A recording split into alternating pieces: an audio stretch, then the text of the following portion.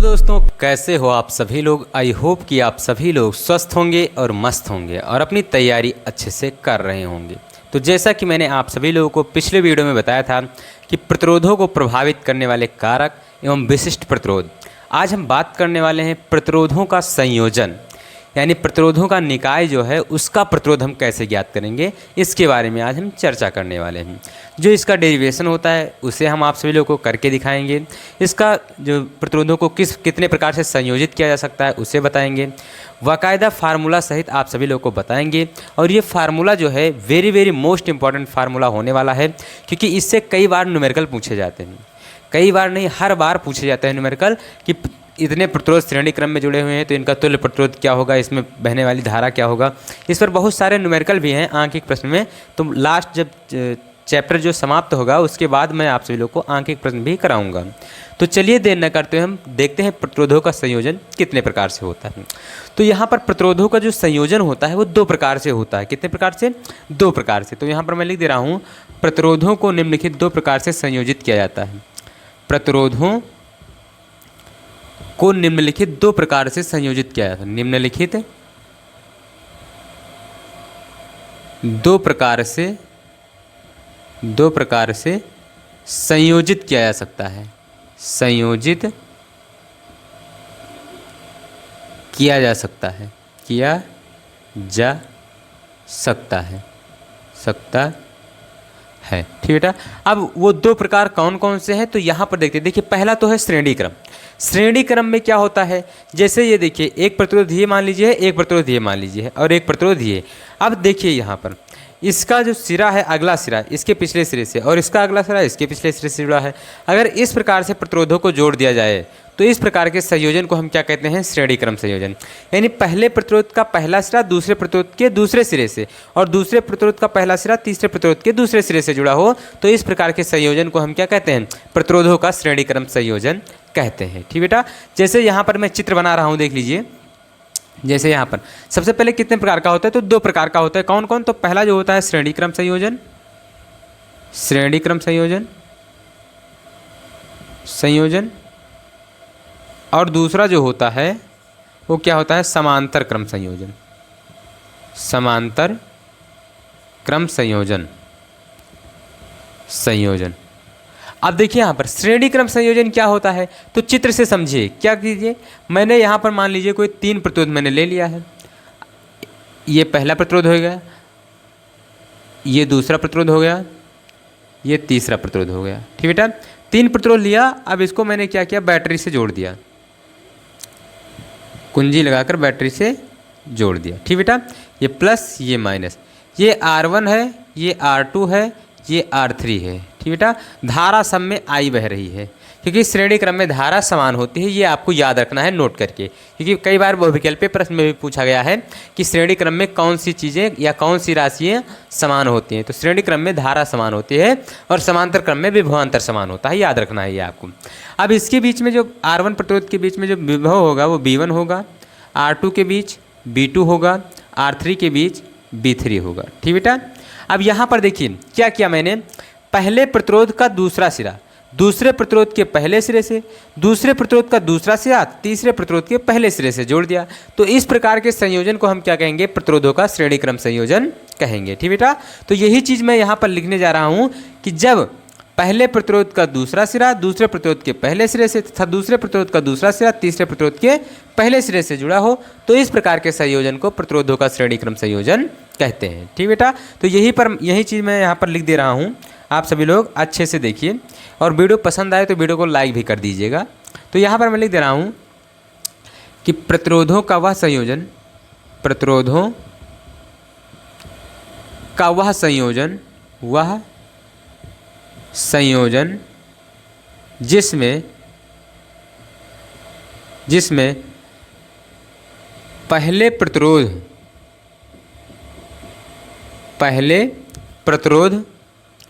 का दूसरा सिरा दूसरे प्रतिरोध के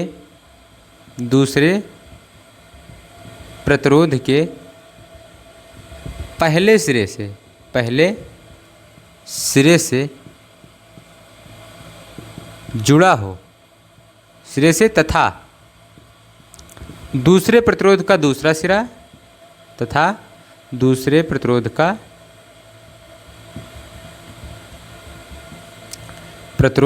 दूसरा सिरा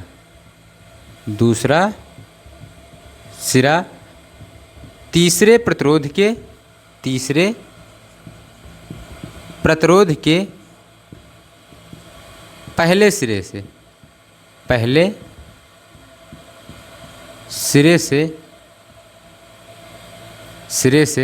जुड़ा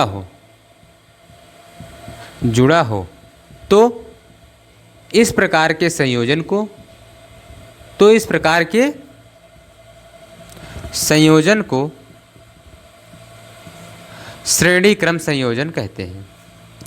श्रेणी क्रम संयोजन कहते हैं। ठीक बेटा, कहते हैं। ये मैंने क्या बताया कि जब पहले प्रतिरोध का दूसरा सिरा, यहाँ पर चित्र में देखिए, पहले प्रतिरोध का दूसरा सिरा दूसरे प्रतिरोध के पहले सिरे से तथा दूसरे प्रतिरोध का दूसरा सिरा तीसरे प्रतिरोध के पहले सिरे से जुड़ा हो तो इस प्रकार के संयोजन को श्रेणी क्रम संयोजन कहते हैं। अब यहाँ पर देखिए विभवांतर क्या है, अलग अलग है, लेकिन धारा सब में क्या है, धारा समान ही है। ठीक बेटा, तो यहाँ पर नोट करके लिख दीजिए, नोट, श्रेणी क्रम में धारा समान होती है। श्रेणी क्रम में धारा समान होती है। ये बहुविकल्पीय प्रश्न में पूछा जाता है, याद रखिएगा, समान होती है। ठीक बेटा, ये हो गया। अब अगर हम बात करें कि अगर कोई प्रतिरोध, ये जैसे मान लीजिए 3 प्रतिरोध है, श्रेणी क्रम में जुड़ा हुआ है, अगर इस परपथ का तुल्य प्रतिरोध आपको ज्ञात करना है, यानी टोटल प्रतिरोध कितना है, टोटल अवरोध धारा के मार्ग में कितना उत्पन्न हो रहा है, तो आप कौन सा फार्मूला लगाएंगे जिससे टोटल प्रतिरोध आ जाएगा, तो उस फार्मूले का डेरिवेशन करने वाले हैं। तो सबसे पहले हम आपसे इनको डेरिवेशन करके दिखाते हैं। सबसे पहले आप समझ लीजिए, अगर मान लीजिए श्रेणी क्रम में जुड़ा हुआ है तो आपको अगर ज्ञात करना है तो कौन सा फार्मूला लगाएंगे, तो R = R1 + R2 + R3। ठीक बेटा, अगर और अधिक जुड़े हुए हैं तो और अधिक जोड़ते चले जाइए। तो यहाँ पर देखिए, मैं इसी फार्मूले को अभी लेकर आता हूँ। तो यहाँ पर देखिए, मैं लिख दे रहा हूँ उत्पत्ति, क्या हो जाएगा, लिख दीजिए, माना 3 प्रतिरोध R1, R2 व R3 श्रेणी क्रम में जुड़े हुए हैं तथा इनके सिरों के बीच का विभवांतर B1, B2, B3 है। परपथ में धारा I प्रवाहित हो रही है। ठीक बेटा, फिर आपको क्या लिखना है, ओम के नियम से सबसे पहले इतना लिखिए, उसके बाद आगे बढ़ते हैं। क्या लिखना है कि माना 3 प्रतिरोध R1, R2, R3 श्रेणी क्रम में जुड़े हुए हैं तथा इनके सिरों का बीच विभवांतर B1, B2, B3 है। यही चीज़ आपको लिखना है। लिख देते हैं यहाँ पर कि माना 3 प्रतिरोध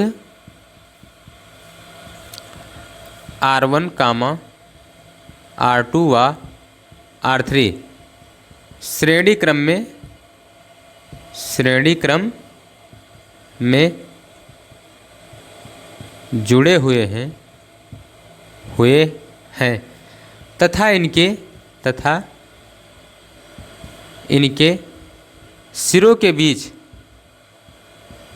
सिरों के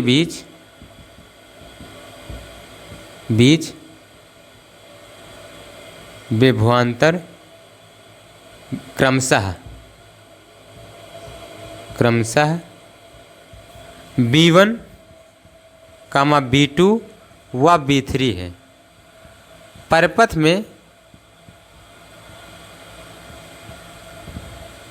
में धारा I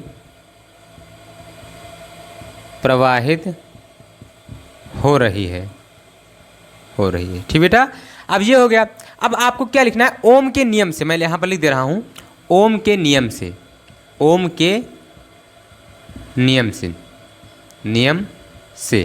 अब ओम के नियम से क्या होता है, B = IR होता है। क्या होता है, B = IR, यही तो होता है ओम के नियम से, B = IR।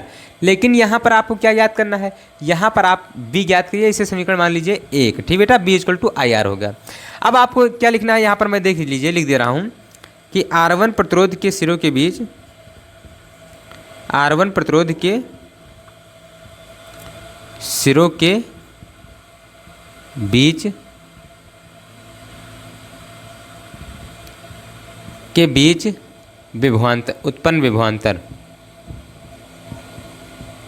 उत्पन्न विभवांतर। ठीक बेटा, क्या हो जाएगा V1 इक्वल टू, फिर क्या हो जाएगा देखिए I तो समान ही रहेगा तो I हो जाएगा और R1 प्रतिरोध R1 हो जाएगा। इसे समीकरण मान लीजिए 2। ठीक बेटा, अब इसी प्रकार क्या लिखना है, R2 प्रतिरोध के सिरों के बीच उत्पन्न विभवांतर क्या हो जाएगा V2 equal to I into R2 हो जाएगा। इसे समीकरण मान लीजिए 3। इसी प्रकार R3 प्रतिरोध के सिरों के बीच उत्पन्न विभवांतर क्या हो जाएगा V3 equal to I into R3 हो जाएगा। ठीक बेटा, ये बिंदु क्या है, A है, ये बिंदु B है, ये बिंदु C है, ये बिंदु D है। अब हमें क्या ज्ञात करना है, अब हमें ज्ञात करना है बिंदु A व B के बीच कुल्य प्रतिरोध, A व B के बीच तुल्य प्रतिरोध आपको ज्ञात करना है। तो यहाँ पर मैं लिख दे रहा हूँ, देखिए बिंदु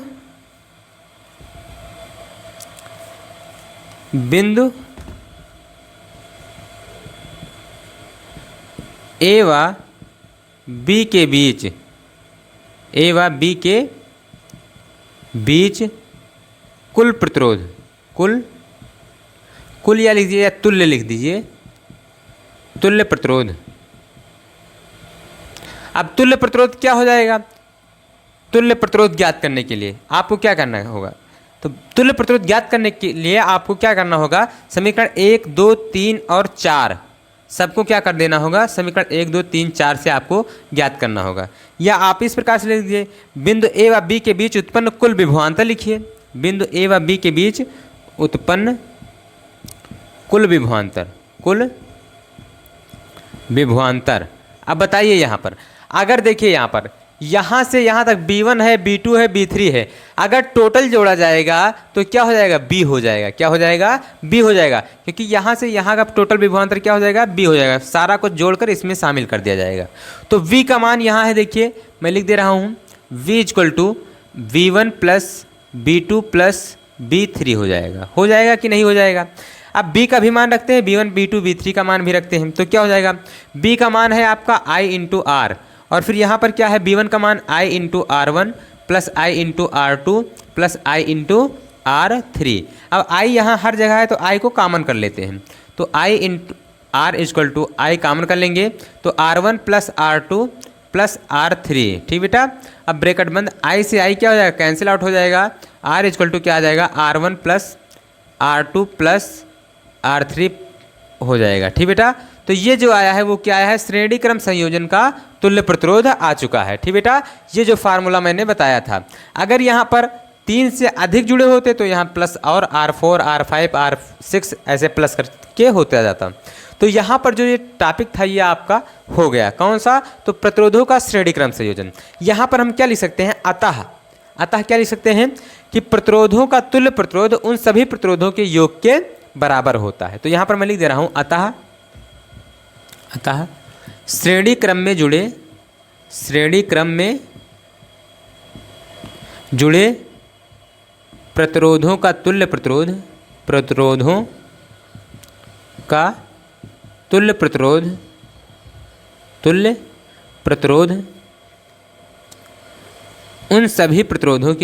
उन सभी प्रतिरोधों के योग के बराबर होता है, के योग के बराबर होता है। ठीक बेटा, तो ये हो गया क्या, जो श्रेणी क्रम संयोजन था उसके लिए जो फार्मूला आया है प्रतिरोधों के तुल्य प्रतिरोध का, ये आ गया आपका। तो इसे आपको अच्छे से तैयार करना है, इसे नहीं भूलना है। अगर ये भूल गए तो ये समझ लीजिए कि आपका न्यूमेरिकल नहीं लगने वाला है, 7 नंबर आपके कट जाएंगे बोर्ड पेपर में। इसे आपको याद रखना है और ये भी पहचानना है कि कौन सा प्रतिरोध किस क्रम में जुड़ा होता है। अगर इस प्रकार से जुड़ा है तो श्रेणी क्रम में, अगर अभी जो बताऊंगा उस प्रकार से जुड़ा है तो समांतर क्रम में। तो ये श्रेणी क्रम का जो टॉपिक था उसे आपको अच्छे से देख लेना है और ये चीज़ नहीं भूलना है कि श्रेणी क्रम में क्या समान होता है। श्रेणी क्रम में क्या समान होता है, धारा समान होती है। तो जो अलग अलग होता है उसका मान निकालते हैं, जैसे यहाँ पर विभवांतर अलग अलग था, विभवांतर का मान निकाला। अब आगे समांतर क्रम में विभवांतर समान होगा तो वहाँ पर हम धारा अलग अलग होगी तो धारा का मान निकालेंगे। ठीक बेटा, तो सबसे पहले इसे आप स्क्रीनशॉट कर लीजिए, हम इसे रेज कर देते हैं। उसके बाद आपको बताते हैं समांतर क्रम संयोजन। देखिए समांतर क्रम संयोजन जो है सेम इसी तरह का है, कुछ कठिन नहीं है इसमें, बस आपको क्या करना है, वीडियो अच्छे से देखना है और अगर लाइक नहीं किए हो तो लाइक कर देना है, वीडियो समझ में आ जाएगी। अगर लाइक नहीं करोगे तो समझ में नहीं आएगी। तो इसलिए वीडियो को लाइक भी कर दीजिए और अगर चैनल पर पहली बार आए हैं तो सब्सक्राइब करके ऑल नोटिफिकेशन ज़रूर ऑन कर लीजिए, ताकि इसी प्रकार की जो मज़ेदार वीडियो बनाऊं तो आप सभी लोगों तक तुरंत पहुंच जाए। तो हेडिंग कर लीजिए आप सभी लोग, प्रतिरोधों का समांतर क्रम संयोजन। क्या हेडिंग कर लीजिए, प्रतिरोधों का समांतर क्रम संयोजन। तो यहाँ पर हेडिंग हो चुका है प्रतिरोधों का समांतर क्रम संयोजन, चाहे समांतर क्रम संयोजन हेडिंग कीजिए, ऊपर तो प्रतिरोधों का संयोजन लिखा ही हो। तो प्रतिरोधों का समांतर क्रम संयोजन कैसे होता है, तो यहाँ पर देखिए अभी मैंने क्या बताया था कि पहले प्रतिरोध का दूसरा सिरा दूसरे प्रतिरोध के पहले सिरे से जुड़ा था, लेकिन यहाँ क्या हो जाएगा, यहाँ देखिए ये पहला प्रतिरोध है,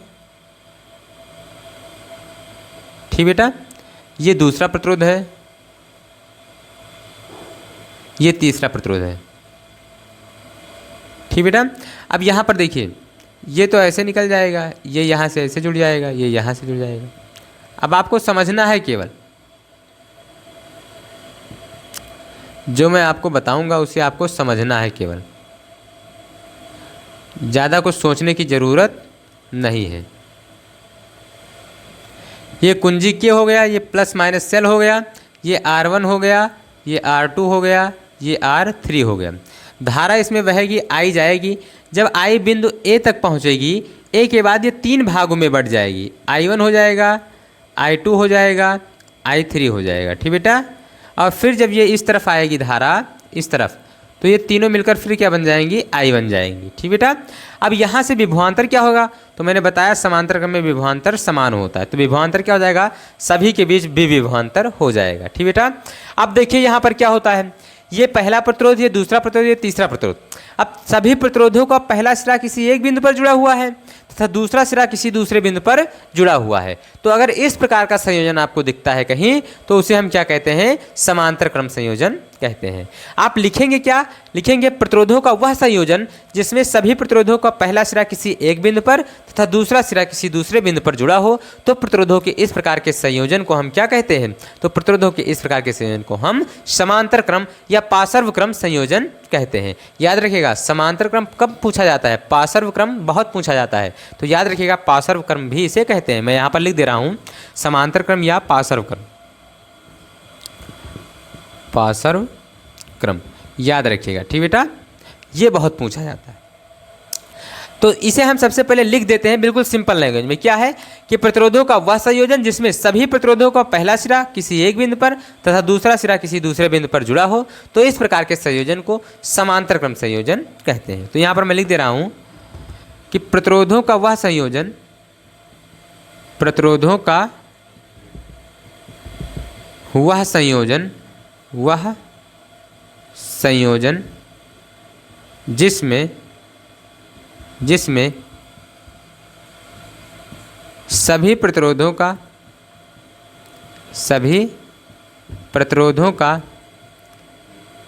पहला सिरा किसी एक बिंदु पर, पहला सिरा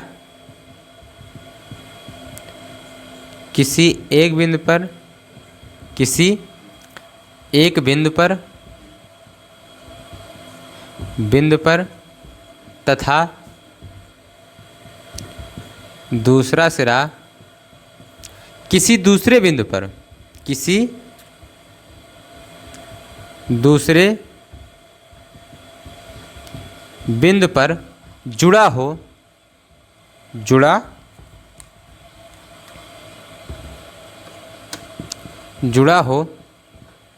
तो इस प्रकार के संयोजन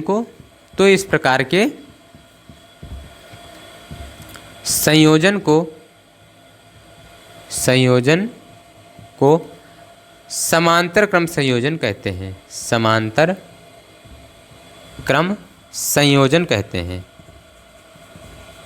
संयोजन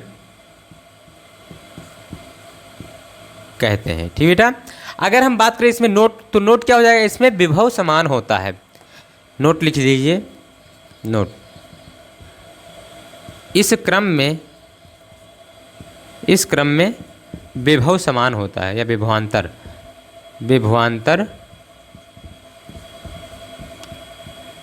समान होता है। ठीक बेटा, अब यहाँ पर फिर हम क्या करेंगे, ओम के नियम से क्या करेंगे, ओम के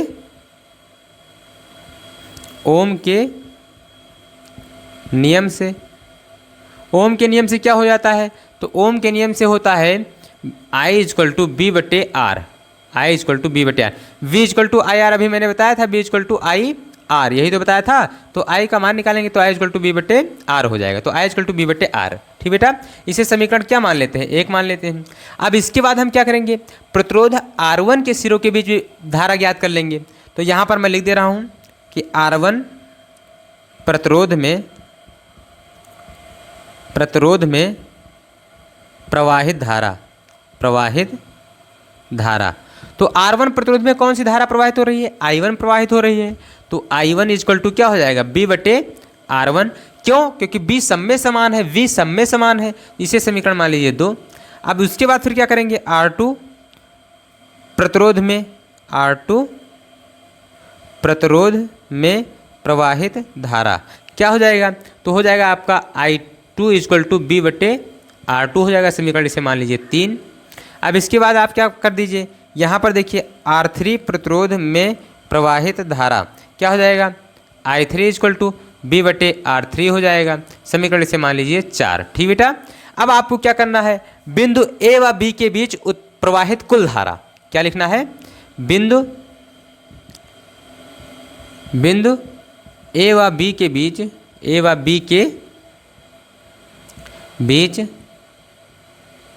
प्रवाहित कुल धारा।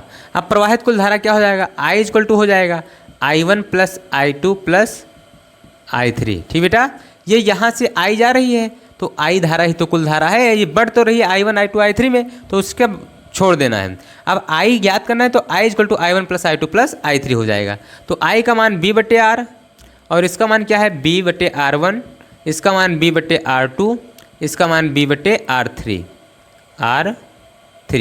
अब यहाँ से B को कॉमन कर लेते हैं, तो B बटे R is equal to B common कर लिया तो 1/R1 plus 1/R2 plus 1/R3 हो जाएगा।